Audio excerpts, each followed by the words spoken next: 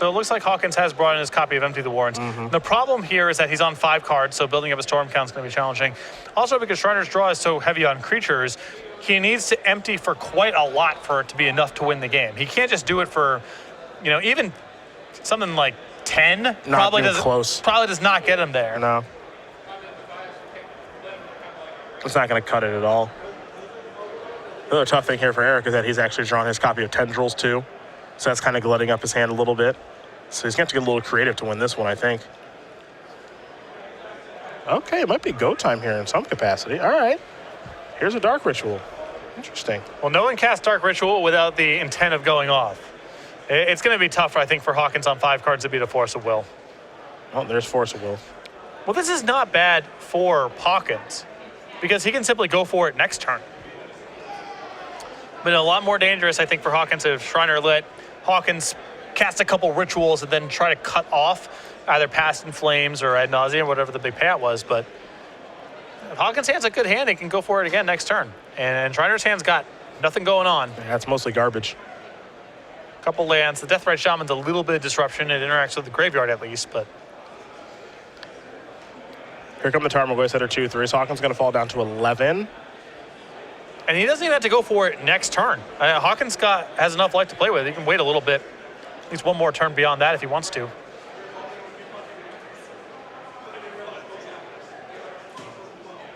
Man, drawn a Chain of Vapor. Interesting. Although, when the Storm deck mulligans to 5 here, drawing things like Chain of Vapor is really painful. Hard to assemble the mixture of cards you really need to be able to go off on 5 cards.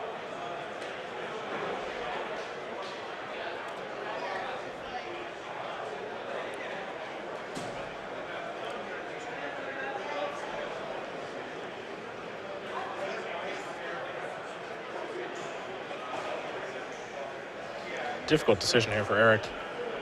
Yeah, Hawkins' hand looks like a mess to me. I mean, you have Chain of Vapor. That's not very good here. You have the Empty the Warrens. That's going to be tough. Infernal Tutor's going to search up a Lotus Petal. Pass the turn back. Deathrite Shaman to remove Infernal Tutor. Hawkins will fall down to 9.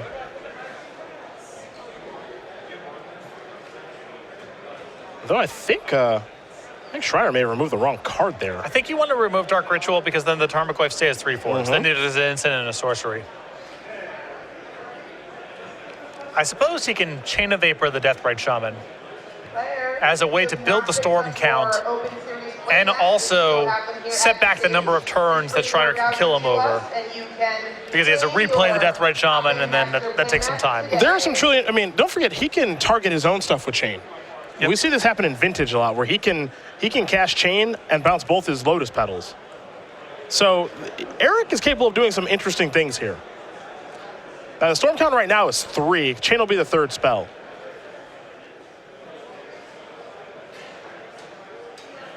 And then he can sacrifice his own land. So Chain of Vapor is this weirdly worded card where you can bounce your own stuff. Yeah, you even see right now the table spotter taking a look saying, wow, what's going on? So this is a way for him to build the storm count here for essentially 3 at the cost of 1 mana. Yep. So storm count should be at 3 now. Lotus Petal makes it storm 4. Petal makes it storm 5. This is spell 6, maybe.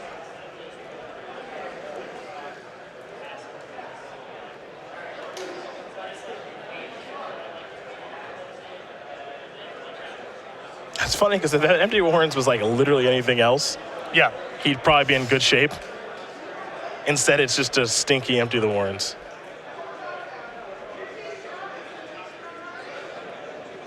And he's going to play Empty the Warrens now.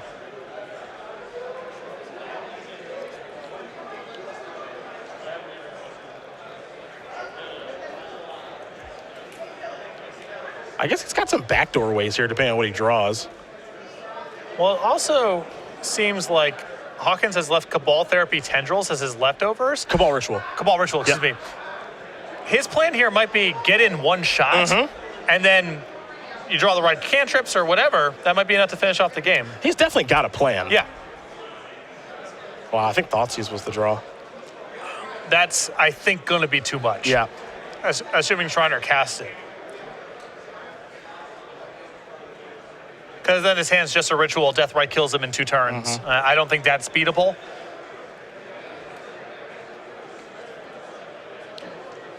Oh! Okay. There is some hope here. But now Hawkins' hand is forced. The Deathrite in play. He's at 3. He's got to win now. this turn. I suppose he can attack. If he gains enough life, maybe he can stay out of lethal range next turn. Seems very challenging to balance it. That's pretty tough. Let's see what this card is. Probe that he can't pay alternate life for. Sees the Thoughtseize. The fetch land, maybe? Oh, is that Dark Ritual? I think that's it. If that's Dark Ritual, I think that's enough. Oh my god.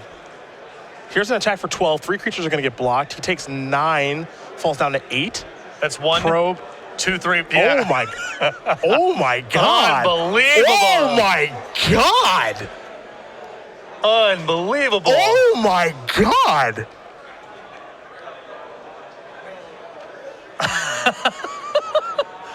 That's 4 spells. That's 4 spells. That's going to do it. Eric Hawkins is going to win this match here over Jeremy Schreiner. 2-0. Storm takes down Shardless Sultai. And Hawkins is walking into day number 2 at 8-1. And you can see, you can get yourself into that line of play from Schreiner's side is, I got him dead over 2 turns. I know my life total matters and to some extent here. My opponent's got 2 cards in hand, just pass and pass it back. And Hawkins had to peel kind of perfect. Pretty much perfect there. But Hawkins saw the line of play. I think that a lot of players in that spot might have just fired off the Cabal Ritual for 2 more Goblins. Yep. I think that's a very common line of play that you would have saw there. Hawkins knew that he kind of had to bridge it over the course of a couple turns where he makes enough Goblins where Schreiner can't attack, where Hawkins going to have an opportunity to attack for some damage the next turn. And if he leaves himself with those cards left over in his hand, if he draws, he has to draw perfect again. But if he does it, he's got a chance to win that game. He did exactly that. That was a beautifully played game. That was great. Yeah. That was really great.